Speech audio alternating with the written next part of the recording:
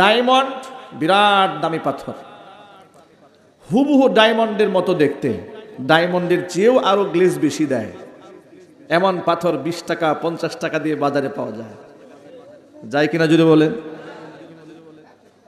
কারণ এই সমস্ত জিনিস অমূল্য রত্ন, এর অনেক মর্যাদা, এর আকর্ষণটাকে এত মূল্যে পাওয়া যাচ্ছে না।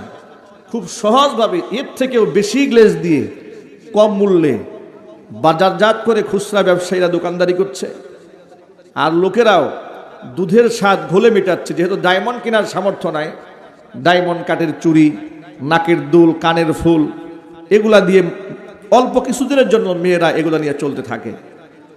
রাস্তাঘাটে ফুটপাতে কখনো স্বর্ণের চেইন বিক্রি হয় না, কথা বলুন না ঠিক কিনা। কিন্তু স্বর্ণের চেয়েও গ্লেজ বেশি এইরকম চেইন রাস্তাঘাটে ফুটপাতারে বাজারে আসে না।